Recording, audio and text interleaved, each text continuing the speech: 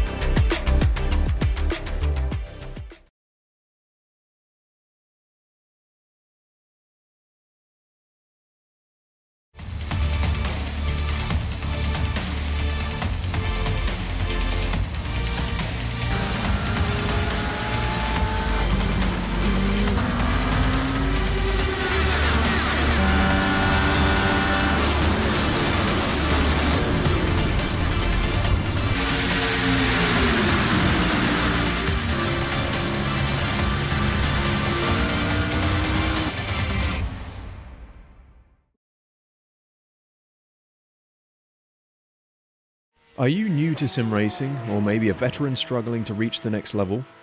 Have you ever wondered how the aliens reach impressive lap times that seem impossible to achieve? If so, you're not alone. Most drivers reach a certain level and get stuck. But getting faster on track is easier than you think. Vera's coaches are some of the best sim racers in the world and offer one-on-one driver skills training at affordable rates to help new drivers learn the basics and help experienced drivers break through to the next level. Are you ready to get faster and get off the iRacing roller coaster? If so, VRS one-on-one personal training is for you. If you've invested in your equipment, it might be time to invest in yourself. Just go to virtualracingschool.com and sign up for a 30, 60 or 90-minute session with one of our world-class coaches, and you'll learn exactly what to do for faster lap times and more podiums.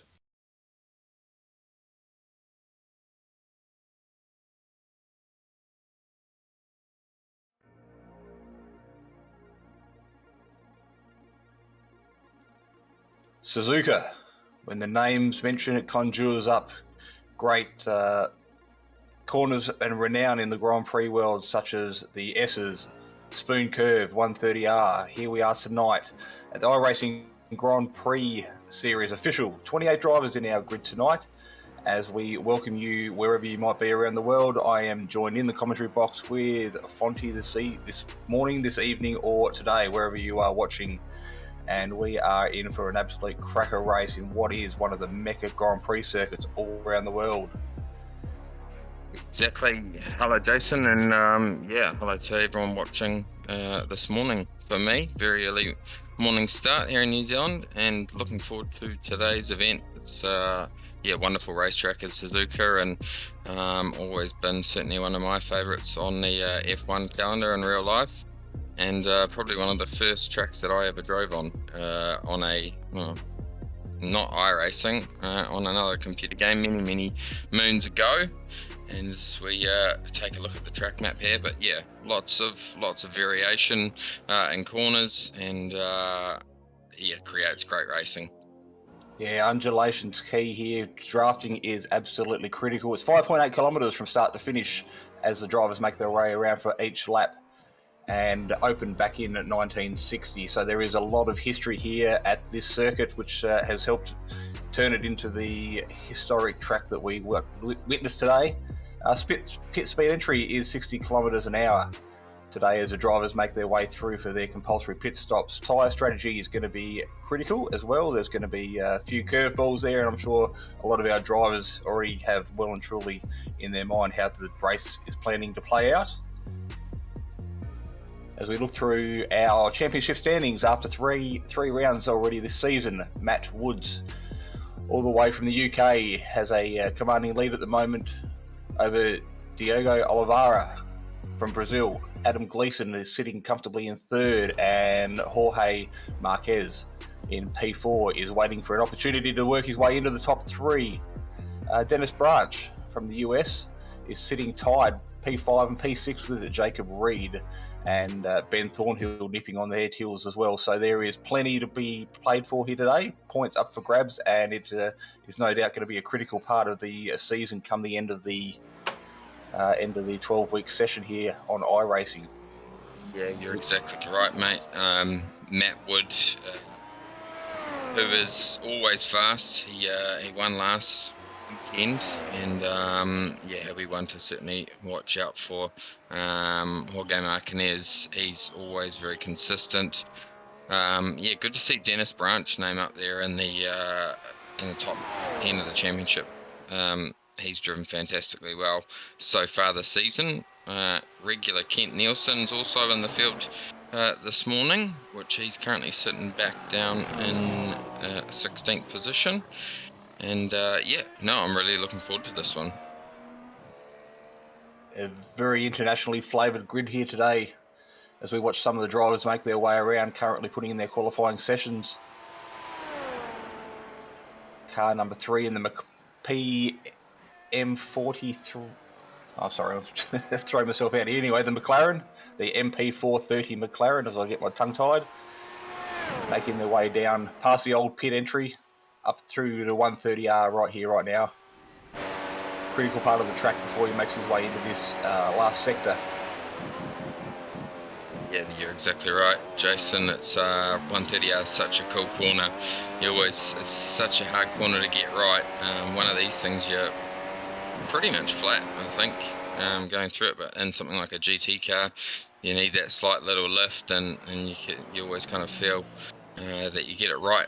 You know, you'll lift off too early, and you always feel that you could have pushed that a little bit harder, and then you can very, very quickly find yourself outside there on the runoff. But plenty of runoff in that area, and then hard into that right left. Well, qualifying is done and dusted here for Suzuka today. Marty Petiella, I'll have a crack at that. I'm sure it's wrong. Takes our pole today with the 128.172, followed by Marco Numella, Hayata Asaga, and Jacob Reed are on row number 2. And our winner last week, Matt Wood, he is accompanied on row number 3 with Diogo Oliveira. Jorge Marquez is in P number 7 off row number 4 with Australia's very own Brad Newman P6, Dennis Branch, and our Japanese home driver Masafuma Aborm out of P number 10, and off row number 6 we've got Mitchell Welker and Ben Horrell. Luke Dowding and Liam Buckley share row number 7, followed by Gennady we'll just call him Gennady, row number 8, and Kent Nielsen from Canada beside him with Jacob Swinderski and Klaus Siemens off row number 9. Brazilian driver Bruno Canavas and Juan Berzina are off row number 10 today, and Jan Stratalski and Anthony Catt share row number 11 together side by side. John Pat Kelly and Adam Cohen round out row number 12. These Japanese drivers, Kazuki Igarashi? We'll take that. And Max off row number 13, and Mark Van Dalen and Isaac Ruksa.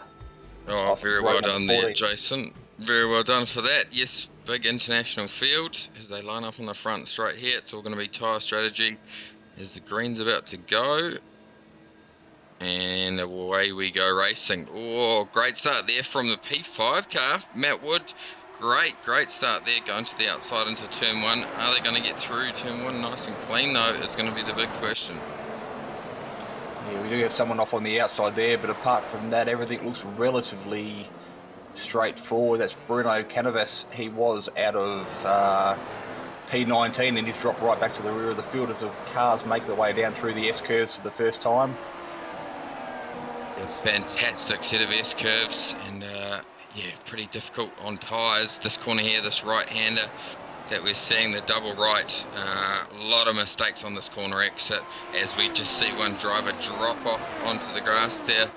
That is Matt Wood, I believe. Yes, it is.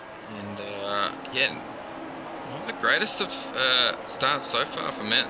The front drivers already starting to pull away from him. Yeah, not the championship leader's best start for the series so far, but he has proven throughout the season to be obviously up the front for a reason, so he'll be able to make his way back to where he feels he should be, up towards the front of the field. At the moment, currently sitting P4, so it's not absolutely critical, but just a little mistake there on the opening lap as the tyres get up to temperature. Yeah, race leader Marty Patella pulled out to a 0.8 of a second. Yeah, now, so nice first lap as they just crossed that start-finish line. No real incidents. Another close little battle there. Back in 9th position, we've got cars side by side. Dennis Branch in that mix up as well.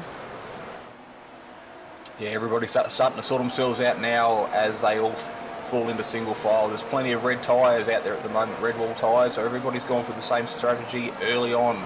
Soft tyres today, but the talking point as the race unfolds is to be what they will change to, whether they go to another soft or whether they have to put mediums on to make their way through to the checkered flag to make it a one-stop strategy.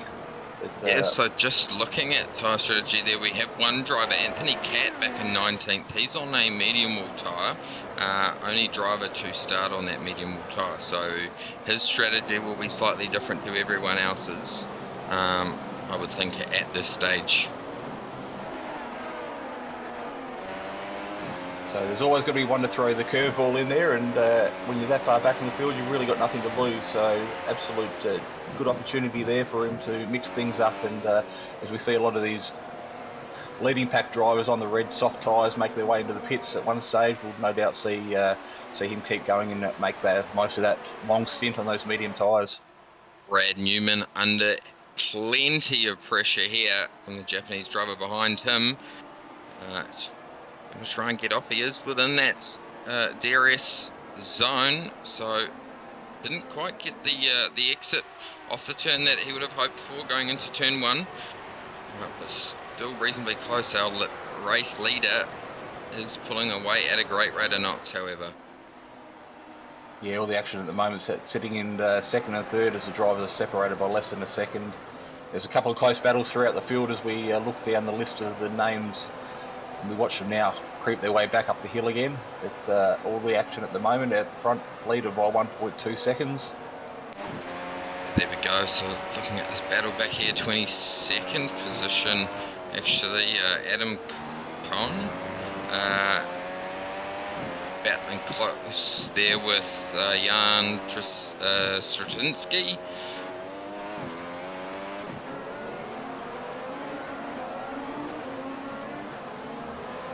Plenty of pressure for all of these drivers. Such tough cars to drive as we're seeing side-by-side action here with Luke Dowding. Oh, just backs out of that one. Kent Nielsen just in front of him, sitting in 13th position. So Kent started back in 16th, moved up 3 spots so far. Doing a fantastic driver. Kent always keeps it pretty clean on track and is just consistent. Doesn't often win races, certainly not top split races, but yeah, always clean and consistent and finishes well. So we always see him up there in the pointy end of the championship points.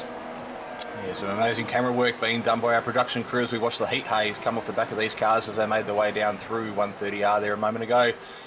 But we see them weave, trying to break the draft of the cars behind them as they make their way down that straight as we complete lap number 3. We're on to lap number 4 now of this 35-lap race. So the laps are very, very quickly ticking by here at this historic circuit. Yeah, you're exactly right. Laps do go very, very quickly here, and drivers have good tyre life underneath them at the moment, but wait till that sort of lap 17 mark and tyres are going to be nearly down to the cords, so that's generally when we start to see mistakes happen. That corner just there is so difficult to get right, and you just drop that wheel off ever so slightly on the left hand side and you're in the wall before you know it. Riding on board now with Luke Dowding as he is chasing down Kent Nielsen. Not going to be able to make a pass here. Going to back out. Can he get a good run off here and down into 130R? Yeah, Kent currently sitting in P13. Like I said, up a couple of positions. He has got the draft of the car in front, but of course that car also has a draft benefit. So make their way down through 130R again. So no change of position at the moment. There's a train of, we're watching 5, 6, 7 cars long. So if you're at the back of this pack, do you play the patient game or do you try and push for position? Yeah, I think with where your tyres are at, because this track is so tough on tyres, yeah, just, you know, if you can slightly manage them better, that's why I'm surprised there hasn't been more people jump onto the medium compound tyre for the start of the race. So I'm interested to see how Anthony Catt finishes up at the end of the day. He's all over the back of Klaus Siemens at the moment, back there in 18th position. So he'll be the one we keep an eye on as the race unfolds. We watch him now make his way around past the Ferris wheel. We jump on board. You can almost see the view that he's got a little bit of grass, and around we go. There we go. I think he's got the commentator's curse or the director's curse there. Yeah, just slightly touched that grass on the left-hand side on corner entry. Going to get a virtual racing school replay now to show you all what happened, but it would have been ever so slightly. He just nipped that tyre on the outside, and yep, the rear has come around on him. It's just about to happen. Now, there we go. So got the blimp view of it, and we're going to get another view. Here we go. So he's just yep, so both tyres on the left hand side as he turned it in was always going to happen, especially with the G-force that these cars create. Yeah, very easily done, and you're not an iRacer and haven't driven at Suzuka if it hasn't happened to you either, so it's unfortunate, but he did a great job to catch it, and of course plenty of runoff there, so he lives to fight another day, but that's unfortunately the way the cards have been dealt, so that's going to affect his strategy, no doubt. He's dropped a lot further back than what he'd planned. He'd made up a couple of positions from the start of the race, but now he's got a lot of that hard work to redo all over again. Yeah, you're exactly right. Just taking a look here at Matt Wood, he is not got the pace that I thought he would. Jacob Reeder, we were just focused on, has pulled 2.5 seconds on him, so Matt Wood really struggling today. Clearly not been able to get a whole lot of practice in, or will we see a late storm through the field from him? Jacob Reed, though, doing a fantastic job there, hanging on the back of Marco Nurmela in second place. Our race leader has not pulled away anymore, and Nurmela is catching on to the back of him. Gap currently 1.3 seconds.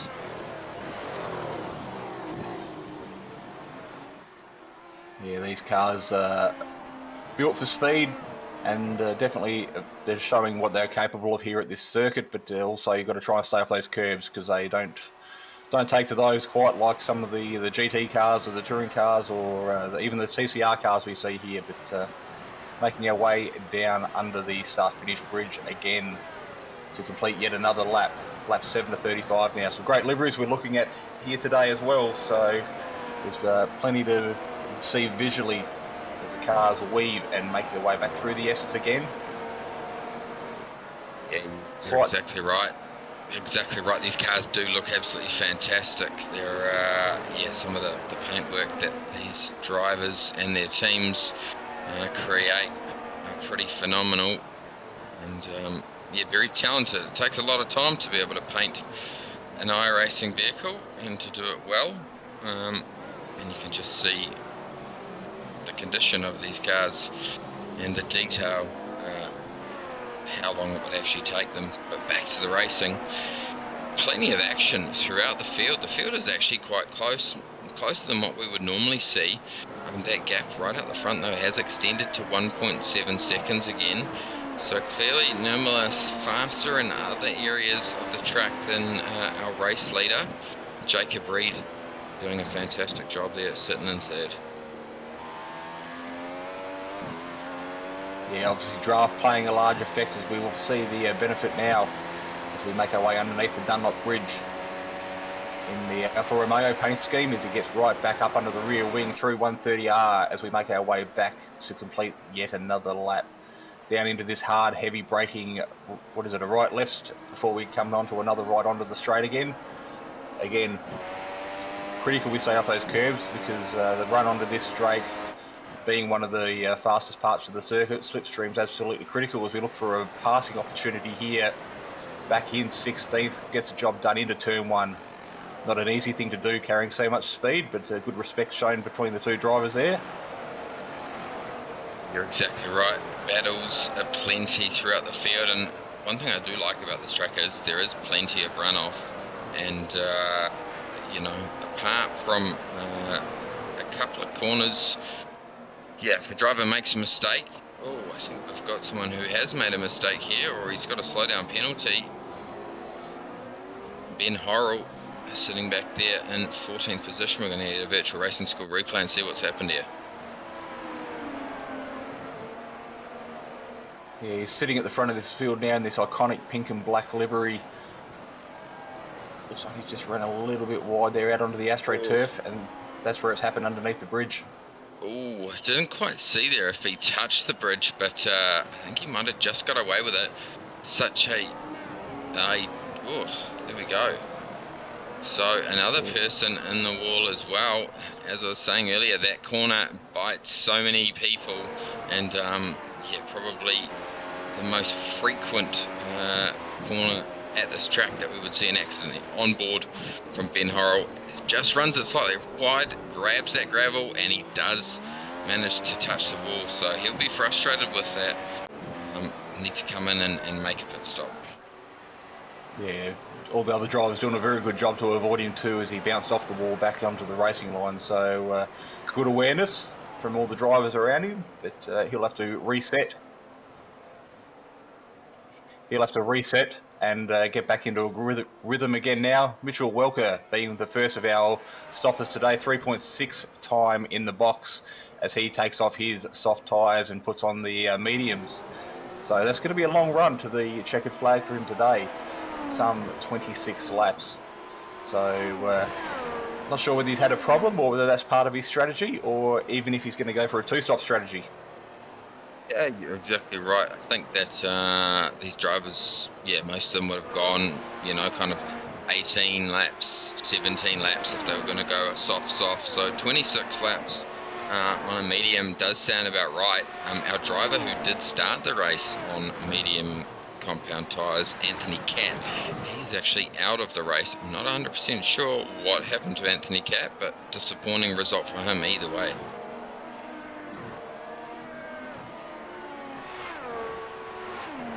DRS zone as we watch Marquez and Asaga battle for position 6 and 7 on the track at the moment, right up underneath that rear wing as he gets sucked in at the back of the F1 car in front of him, unable to make the move.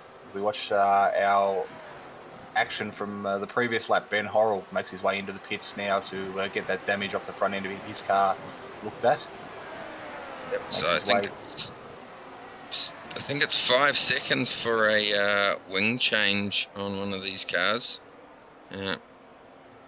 So again, the medium compound tyres there for Ben Horrell as well. So he's going for the long strategy to get him through to the finish, which, yeah, I think is probably the right call to make. I haven't seen any of these front guys make that strategy call as of yet, and no real changes in position.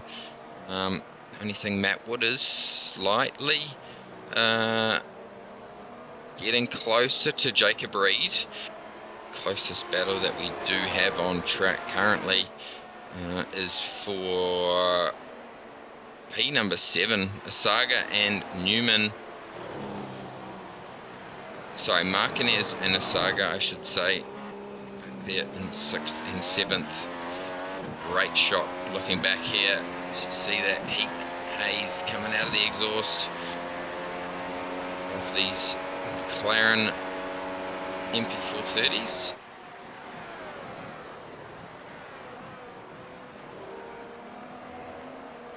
Yeah, there's been plenty of drivers make their way up the grid as the race has unfolded here today. Hasn't been a lot of movement inside the top 10. Probably Asaga's our biggest mover, but in the wrong direction, starting P3 back to P7. But further back in the grid, Max Smaltino is up from P26 to P17. So he's our biggest mover forward at the moment. So he's had... Got a bit of an accident back in the grid. Something happened to Jan Stratinsky just a few corners ago. Just going to go back and have a look and see what did happen to him. There we go, replays on screen. So, oh, there we go. He's done it all by himself. And has he managed to get away with it? Yes, he has. He's very lucky there. Very lucky there. Yeah, there wasn't a lot of wiggle room there for the cars coming out of turn number 1 to make a decision, but everybody was committed to that racing line, and it has paid off as he gets back up to speed now, joins at the back of the train that he was leading less than a lap ago. But the critical thing, no damage. Might have a few flat spots on those tyres, but as far as body work goes, no cosmetic damage, and therefore he can still get the benefit of the draft of those cars in front of him.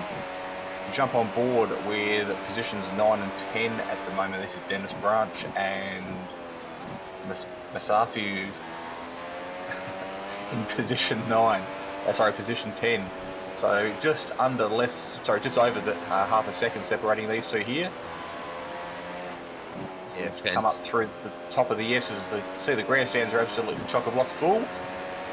So the drivers today putting on a great show for the virtual crowd, plus everyone else watching out there on, whether it be YouTube or one of the many media platforms we are watching today on SimSpeed TV. Yeah, that's exactly right. Awesome battle back here for 18th, 19th, 20th, 21st and 22nd. These guys only half a second separating all of them.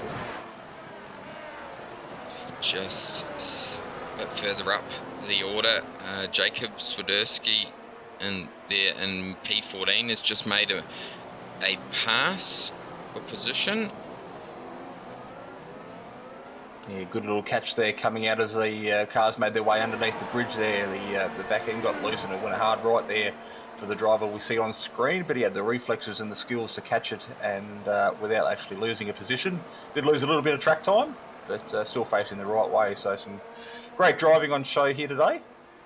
These drivers are well and truly got their hands full with these monsters of cars because they are very unforgiving, as we have already seen today. One little mistake, albeit millimetre perfect, and you can find yourself off the tarmac on the green slippery stuff real quick.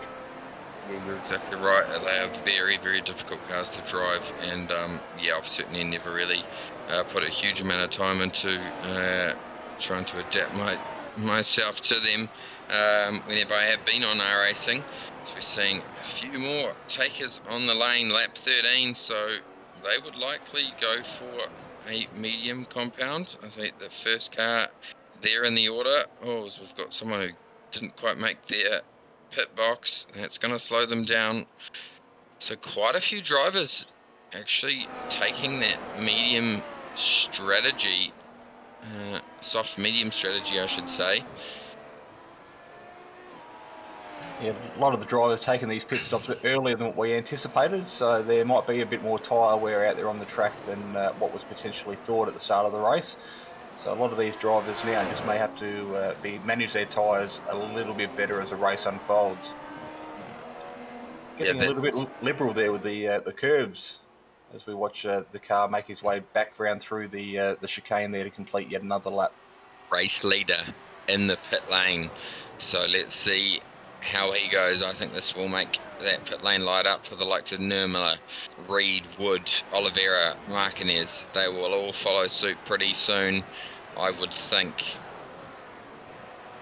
Yeah, should spark a flurry of pit lane activity. Good little pit stop there, straight into his box and back out again for what was our potential race leader. Looks like he's coming out into some clear traffic, so he is going to... Ooh. I don't know whether they actually touched there. Yeah, I'm not too sure. Luke Dowding, we'll have to go back and see if there was contact. It was always going to be difficult side by side. Maybe it just upset and unsettled Luke here. Let's take a look. Might have just slightly been contact on the... Oh, he's just grabbed the grass. Oh! Okay, there we go. So he has grabbed the grass and it's lit up the rear wheels, turned the car to the right. He has touched him very slightly. I think he's going to get away with that and not have any damage. From what I can see here on our effective race leader's car, there is no damage. Yeah, if you want contact here in these vehicles, side-by-side contact's obviously what you're after, because the front and the rear, very, very delicate on these cars, and that can affect your top speed as the lap continues. So very, very lucky there. I thought it was a little bit of aero wash, but like you said, good point out, a little bit of touch of the grass, and off hard left she went into the slippery stuff, but plenty of runoff, as we spoke about earlier, as we see a Saga make his way into the pits now. So a couple of these drivers may react to our leader's pit stop last lap, but possibly opting to go a little bit longer and getting the most out of these soft tyres as well for the leading group. So depending on whether the undercut or the overcut was going to work here, but if you're on in a good rhythm with these red wall tyres on at the moment, you'd be silly not to make them last as long as they can possibly go, and give yourself some fresh tyres for the short stint towards the end of the race, while your competitors around you potentially struggling for some tyre grip. Yeah, you're exactly right. Looking at this battle right at the front, we've had Jacob Reed. He has really closed that gap there to Marco Nurmela. It's 0.2 of a second, so he's well within passing range now. Maybe Nurmela's tyres are starting to go off. We are nearly at that halfway point in the race. Are we going to see him dive into the pit lane?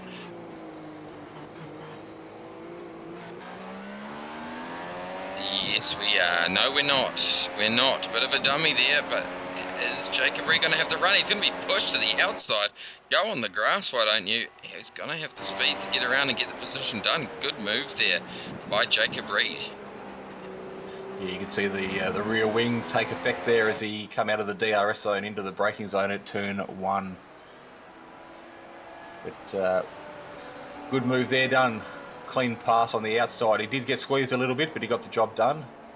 And this has brought Matt Wood back into the mix of things as well, Jason, because he's only half a second now behind Nurmela.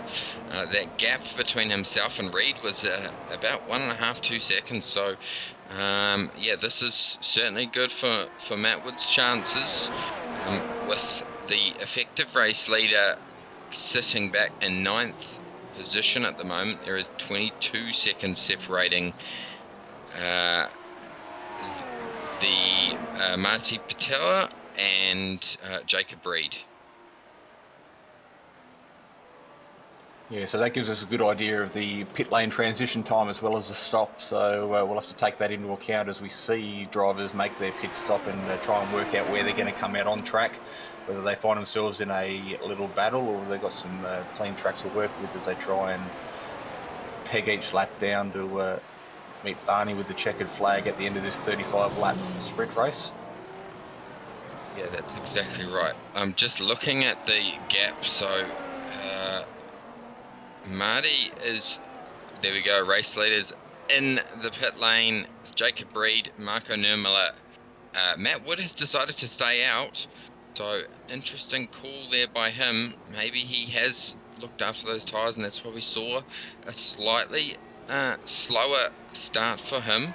But I think that Marty Patella is going to come out way in front, and he is. He is miles in front. It was about 9 seconds it's going to end up being, as they just come out the pit exit now. We've got, there we go. So big gap there between our race leader and Marco Nurmela. There we go. Yeah. So we've just been filled in. That Jacob Reed actually let Nurmela through. Let's have a look here on the virtual school replay.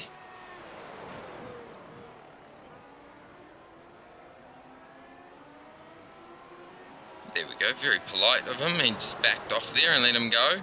Didn't want to have a interesting. Wonder why that happened. Wonder whether he's as he pulled out of the pits, he's worked out he hasn't got enough fuel. So maybe he wants to sit in behind and get the tow around, because racing here recently, I know that fuel has been an absolutely critical part. I actually ran out of fuel going into the S's on the last lap of my race, so it plays right on my mind at the moment because it's fresh and it's a real world problem that actually happened for me. So, Yep, certainly right. Fuel and tyres, it is replicated just like the real life. Matt Wood, however, is in the lane. Let's see what stop Matt can do. He's normally pretty good in the pit lane. He stops and he's up on the jacks. We're going to see about a 3.5 second stop for him. Maybe slightly more as we've Reed back in the lane. Wonder what has gone on here. He obviously needs fuel. either that or possibly a pit lane speed penalty on the exit, because he went in with another car and they both left at roughly the same time. So I'm wondering whether he did put enough fuel in, but he has pulled back into his pit bay again. So yeah, that's right. We have been informed that they can't actually refuel these cars during the race. So if you don't put enough gas in it, then that's race over, done for you. So yeah, he has got a penalty by the looks of things. He will be absolutely gutted with that. He had some serious pace and was driving fantastically well. So I feel for Jacob Reed as he is still sitting stationary at his pit box. yeah, the other thing I did notice is too, he still had red wall tyres on, so he had gone for a soft strategy. Yeah, okay, that is an interesting strategy. Well, he did split the race in half, so that car was pretty quick towards the end of the race as he does leave the pit lane now. So there we go. Oh, that's absolutely hurt his race, sitting back way there in 23rd position. Yeah, we'll be dark on himself for any mistakes that he's made there, but critical thing is now to clear his head, and this will be a salvage mission, just to try and gain any points he can for the championship. But obviously not the way he thought things were going to plan out when the lights went green some 17 or 18 laps ago. Anyway, back to the racing action now as we look at the... we see another car off here down at Spoon Curve, I think it is. Yeah, Jacob Swiderski, yeah, regular in the series. Going to have a look here and see what has happened. He's probably just run it wide. So yeah, very difficult corner to get right, this left-hander that's coming up. You can very easily find yourself on the outside of the track. Oh, he's touched the curb there and it's just unsettled the car enough to send him around, so unlucky. Yeah, nothing more than a passenger there. We jump on board with yet another VRS replay, and this is Diogo Oliveira. So currently sitting in 21st position after starting up in P6, so he hasn't had the race he was potentially hoping, and I don't know whether that was a technical error or whether he blinked. Yeah, maybe, but look at that car crabbing down that front straight. He'll be absolutely gutted with that. We've seen Oliveira battling for the lead, win races, and yeah, had a good starting position, and just, yep, it's all gone down the drain this round, unfortunately for him. Looking back at the front though, that gap between our race leader and Marco Nurmela is closing. About half a second a lap at the moment. Our race leader, Marty Patella, is on the medium wall tyre, and Nurmela as well as Wood on the soft. So those guys are closing at a great rate of knots. Yeah, just another variable for us to consider here today as the drivers make their way around. So there's plenty of options that the drivers do have as far as tyre combo. So they obviously can double up on their soft tyres, or you could potentially go for a hard tyre and go for a really long stint and drain that fuel right down to next to nothing before you put on a soft tyre and make your way for a quick sprint home. But these drivers are well and truly established themselves in this series, so they know what they're doing. They will have their plan worked out. They know what works and what doesn't. So we'll have to wait to see how things unfold as the back end of this race plays out. Yeah, that's exactly right. Got a really close battle here. 18th and 19th, John Pat Kelly, all over the back of Ruska. They're pushing him hard. So soft for both of these guys as well. John Pat Kelly is a regular in this series also. See him here week on, week out. I don't think I've ever seen him miss a round.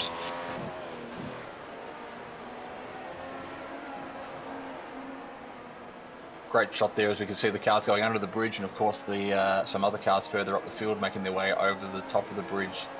So one of the very few circuits in the world in the figure 8 configuration that we still visit today in the real world. It's one of the aspects that makes this circuit very, very unique.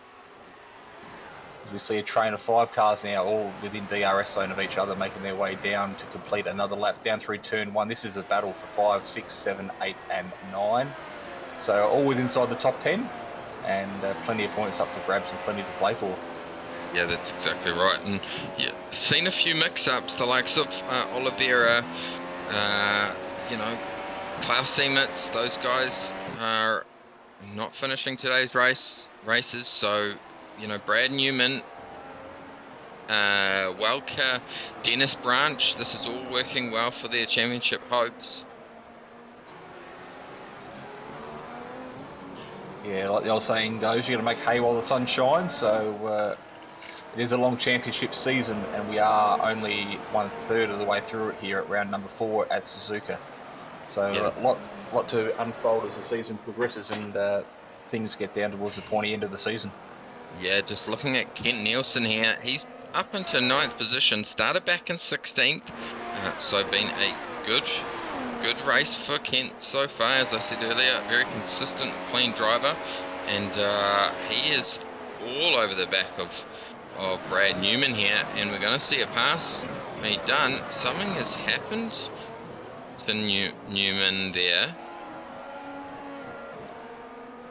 Okay, just let them both go by the sounds of it. Maybe just needs to look after his tyres a bit more, or needs to save some fuel. I'm not too sure what that exact situation is there. Gap at the front though isn't really closing up, although in saying that, there has been a bit of a mistake from our race leader, because it closed up about a second within the last 10 seconds. So yeah, not too sure what has happened there, but 5.6 seconds separating first and second. Then Matt Wood back in third, and he is 2.8 seconds behind Marco Nurmiller.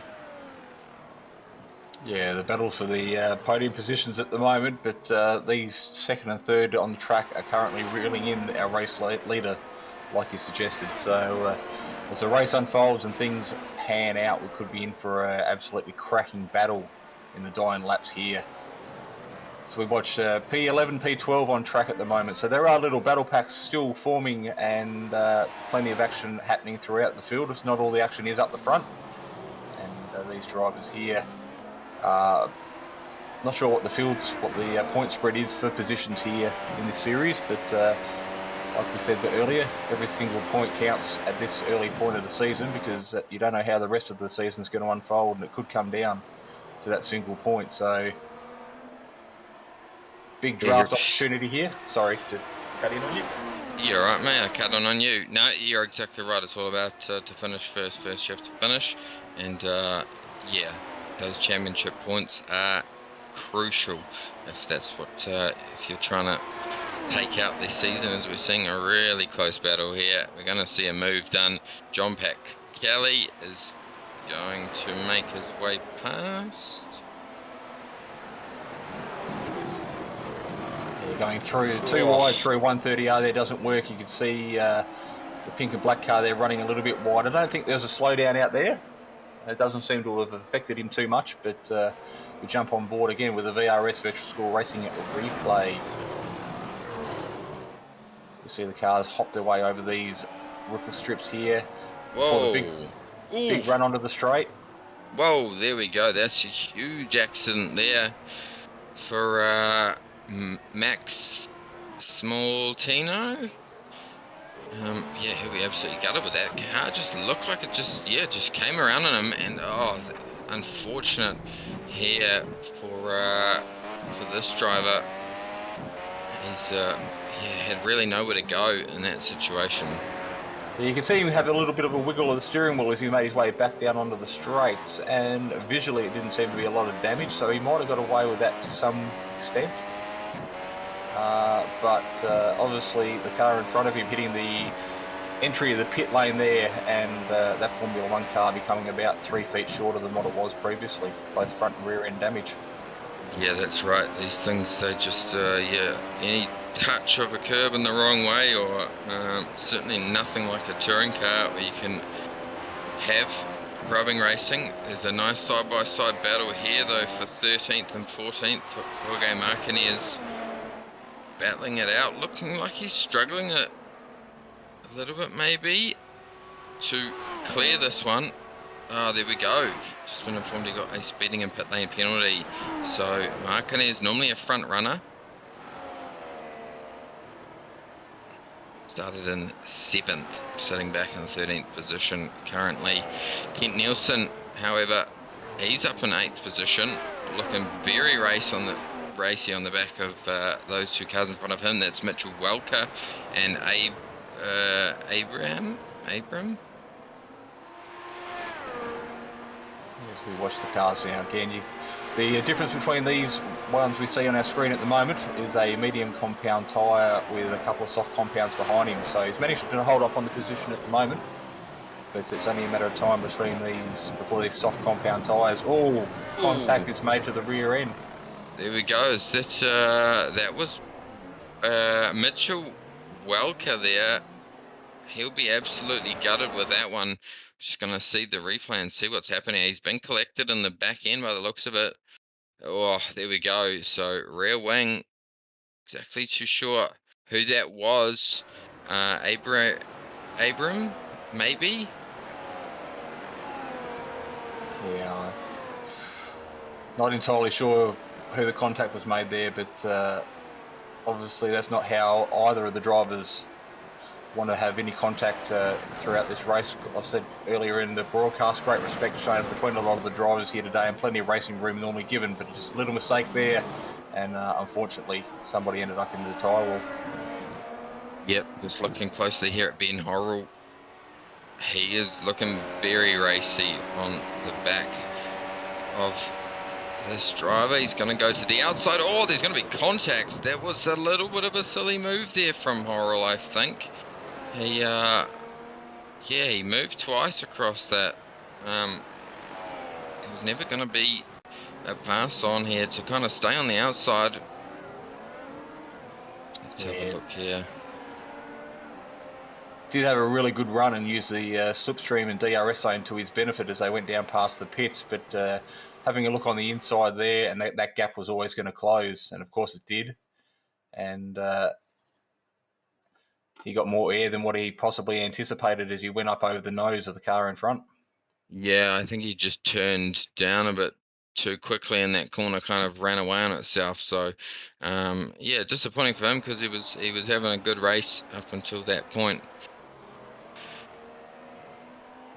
Really good pace here from Nielsen again. He's sitting up in 6th now, so he's definitely our biggest mover and shaker in this race. Up 10 positions from where he started. Next car up the road for him is Dennis Branch, 1.3 seconds. So if he's looked after his tyres right, which he does have 1 lap older tyres than what Dennis Branch does, but we know how much of a veteran Kent Nielsen is, and I'm sure that he will be able to pull that gap in no time. Yeah, confidence is key in these cars, and obviously Kent has plenty of confidence in the tyres that are under him at the moment, so he won't be long before he's on the back of that Dennis Branch MP430 and fighting for position number 5. So making great moves as he's made his way through the field here today, just simply by being clean and picking his moments, and as he's finding himself currently in P6 as we watch a little battle on screen at the moment, 12 and 13, separated by a mere half a second. That's Swedinsky and Marquez. So you can see the sun slowly starting to set there in the background as we make our way around this historic Suzuka circuit. This will be a great passing opportunity if he can get his front wing underneath the rear wing of Swedinsky in front of him. Not quite close enough at the moment, 0.3 of a second. So he'll find himself right underneath that rear wing going into the braking zone, but at 130R, that's not the spot where you want to make a move. No, you're certainly right. It'll be more like him to turn 1 if he can set it up nicely, get a good corner exit off this left-hander and be able to hold the power through here. This right-hander is really difficult, especially once those front tyres start to wear out. He has got the run though. He's going to look to the inside. I think he's going to get it done quite easily. There we go. Okay, Martinez moves up to P12. Oh, is that driver? It's forced to run wide there. Yeah, there's plenty of racing room given, so whether he was spooked by the pass or he just sort of lost track of where he was on the circuit, but plenty of tarmac there, no grass, so he didn't lose a great deal of time, and more importantly, the car's still in one piece. We see this vehicle here coming onto the straight now, getting a little bit squirrely through that right-hander you were just talking about, so those tyres, particularly those soft ones, might be playing into effect as the temperatures start to cool a little bit as the sun drops. Yeah, you're exactly right. 8 laps to go, and our race leader, that gap is closing 3.5 seconds back to Nurmela. Matt Wood just kind of sitting there at 2.8 seconds, so yeah, it could be on in the last lap or two for our race leader. Nurmela driving a fantastic race so far. Does he have the pace to win this race? That's the big question. 8 laps to go. His current rate, he is half a second faster, so yeah, it is going to be very close at the end of it.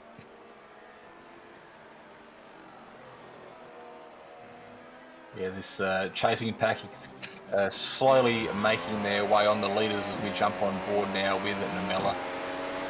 So good consistency there, you can see on the overlay on the screen, a 130.695, 130.710 and a 130.685. So consistent laps there by our P2 sitter at the moment as he tries to reel in P number 1, and that's exactly what you need to do. Consistency is key in these cars, because one little mistake at the speeds these guys are going and could be catastrophic, or could find yourself under pressure from the car behind again. So Marco doing a brilliant job at the moment, doing what he has to do, just slowly, just pegging off little bits at a time away from our race leader. Yeah, that's exactly right.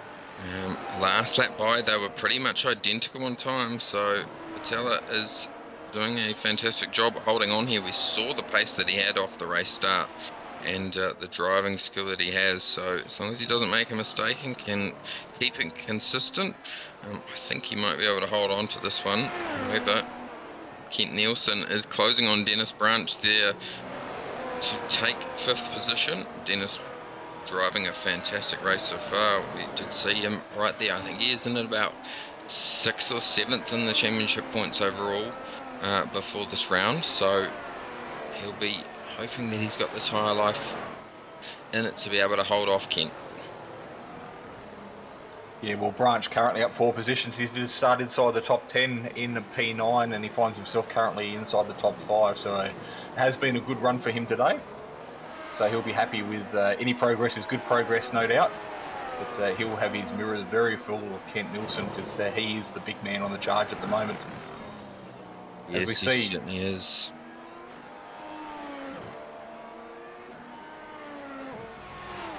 I see another driver come down onto the pit lane. the number 23 car. Not too sure. He's already made a stop. So this is his second stop. So he's just didn't see if he got tyres or not. He is sitting there for quite a long time, so maybe he has had some damage, or maybe he hasn't put enough fuel in it. Yeah, do they get incident points and potential stop and go penalties in this series? So, but it's just another variable to consider as we watch our drivers make their way back uphill through these S-curves. Very, very iconic part of the circuit here, the switchbacks. Not a lot of passing opportunity, but it is great to watch these cars change direction as they stick to the circuit like glue.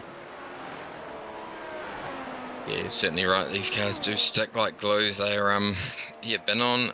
Well, this particular series has been on iRacing for a very long time.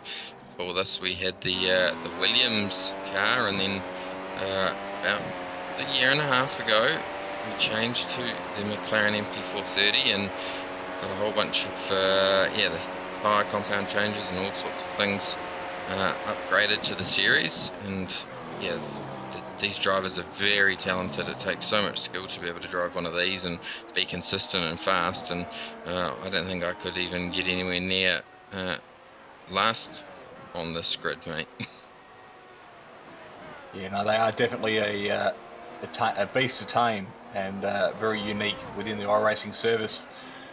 As we have a quick look at 11th and 12th on the track at the moment and give some airtime to both Dowding and Marquez. Marquez we've seen a little bit today already, but he finds himself now on the back of Dowding by, again, less than half a second. There's only 4/10 in it, so good run through this spoon curve.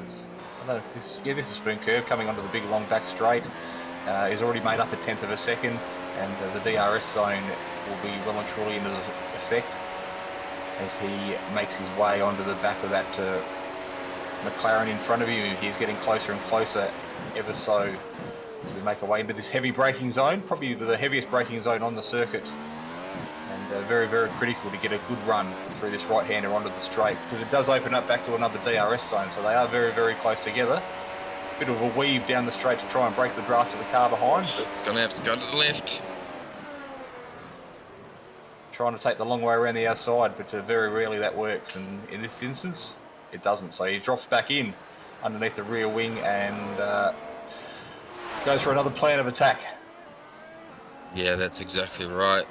There's very few passing opportunities, safe passing opportunities at this track, really. Down 130R you can do it, but these cars are extra hard to make a safe pass on because of the sheer speed of them.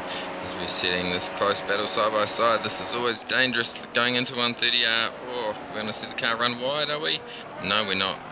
They both backed off there into that right-hander. Oh, cars run wide.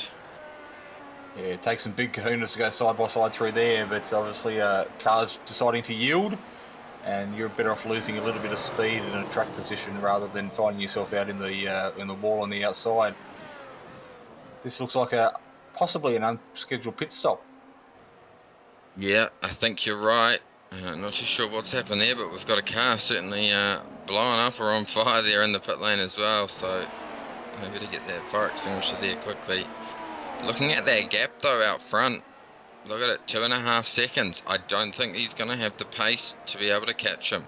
We've got 3 laps left, or 4 laps to go, I should say. It's going to be very close. Last lap by, there was only 0.1 of a second separating those guys. So at that current pace, Nimmer's not going to be able to catch him. Great racing here. I just did say the move doesn't work around the outside into turn 1, but we just about saw it get pulled off.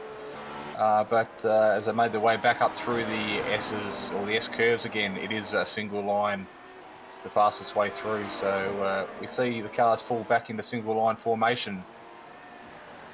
Yes, we certainly do, yep. You can't really go side by side through those S's. This corner here is so hard to get right. To get on the power at the right time there and not find the car wash out in the front end and push onto the grass is tough. And you coming down into 130 out. What a fantastic shot right out to the outside. Not quite for this driver. He's just taking it easy with only a few laps to go. Sitting back there in 7th. We can jump on board with Buckley. You can see Welker going defensive because he certainly knows the car behind him is right there, looking for an opportunity to make the move. Sticks his nose in, but he's just letting him know that he's there. Still side by side through the chicane onto the straight. So this battle here we were watching a moment ago is far from over. Yeah, you're certainly right. Whoa, wow, there we go. That was pretty close. We're going to go side by side into turn 1 again, but he's not going to be able to do it. He's going to have to back off. He won't be able to get the drive to cut underneath him. He's going to have to sit behind through the S's again. You know, this is a soft compound versus a medium compound battle there. We just had a quick look at yellow tyres versus red tyres on the walls, how you can tell the compound the drivers are using at the moment. So the soft compound was potentially a big benefit early on in the second stint, but at this point, with only 2 laps to go, they've certainly used the best part of their tyre downforce and their grip that they were generating. So it's almost a point where they're probably back. The tyre conditions are probably almost at a level playing field. Yeah, you're exactly right. Talking about tyres and worn out tyres, Marco Nurmela has worn his tyres out. That gap is increasing between first and second. Matt Wood has closed the gap between himself and Nurmela now. It's at 0.3 of a second, and we know how Matt Wood can look after tyres. They are 1 lap newer than what Nurmela's are. So with 2 laps to go now, it is going to be very close here.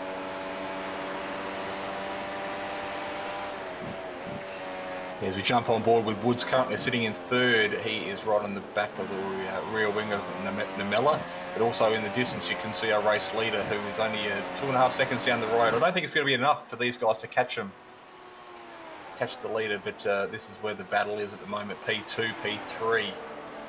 But the championship leader currently sitting 3rd on the track, so after qualifying in P number 5, he might just be happy to walk away with the podium rather than do something silly, as we see Barney wave the white flag and the draft working to effect here in the background. There we go, battle on. Oh, Wood's going to get it done. That was commitment. That was a lot of commitment there from Matt Wood. Very good driving, and just shows his talent overall. Nurmela's tyres are absolutely knackered, and he's dropping off at a great rate of knots. He will have to settle for 3rd. They're not going to catch our race leader though. He is away with it. We're seeing another battle here, side by side action. Kent Nielsen, Brad Newman through on Nielsen. So Nielsen, his tyres are 19 laps old. So yeah, they will pretty much be down to the canvas, I reckon. Yeah, as we make our way around through the back part of the circuit now, and we are in the dying stages of this race. Marti Pietella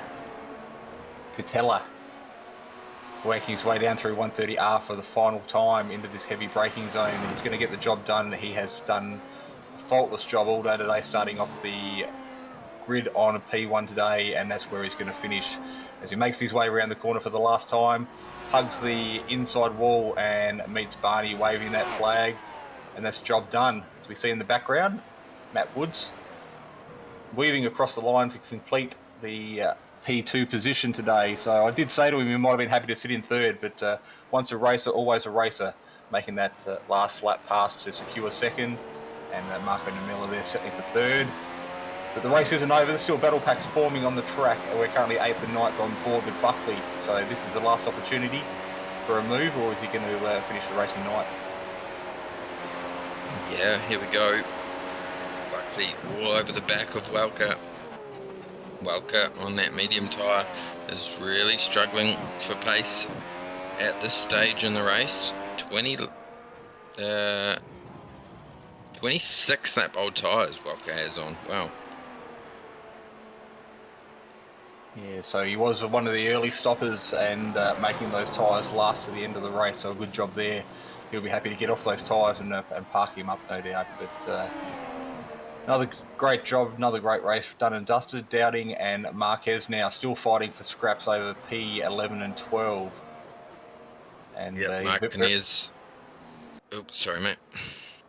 I was just going to say, he's very, very quick to pull it up there, so he was happy to get out of the car as well. Yeah, certainly right. Marquez will be disappointed with that result. But yeah, great race today, and well done to our race leader, Marty Patella.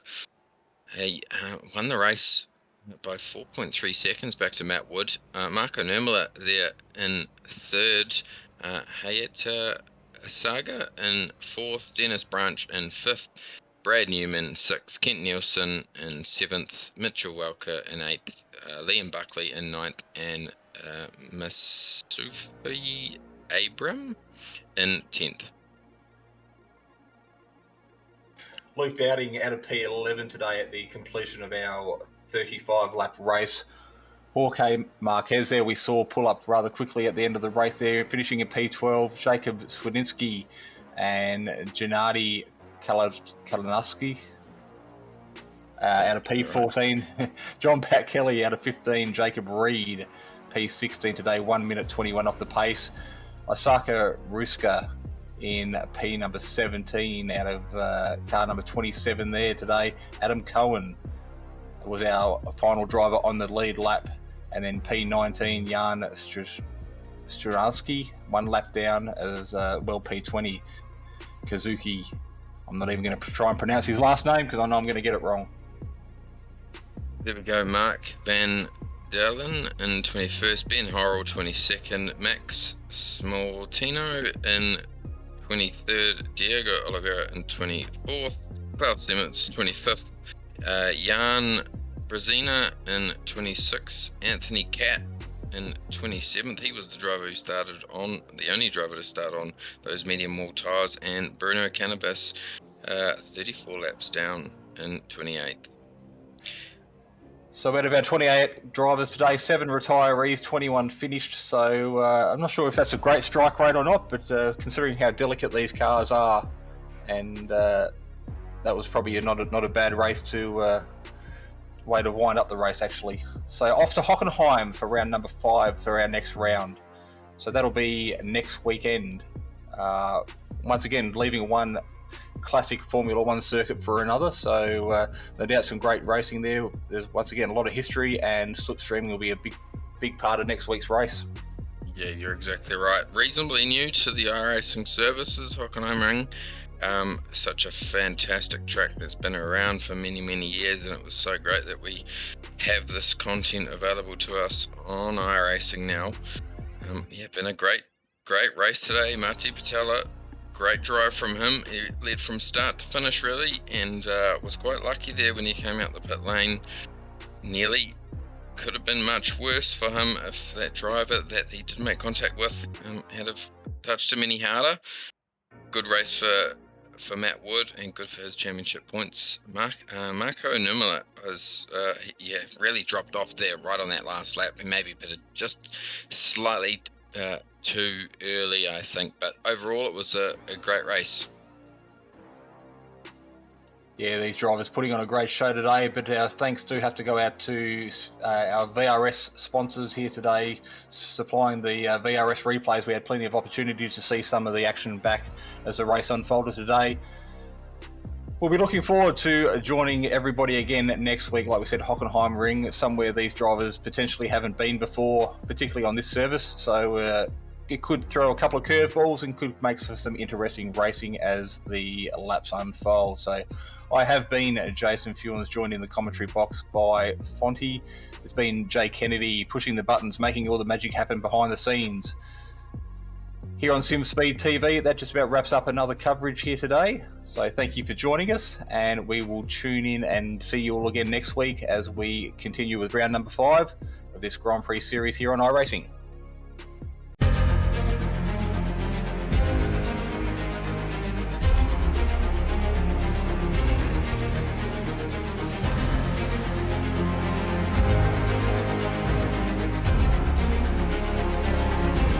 fantastic. This is GT racing right now. He's got traction, he's going around the outside of both of them! Maloney! Oh, he's taken Anderson. Anderson's up to Oh my god! Oh! Big crash! Oh my goodness, half the field's gonna get rolled! Six very close. These guys are want to make their way through the field very quickly. Oh, there we go. Oh no!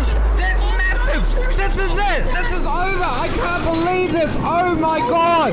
God, what?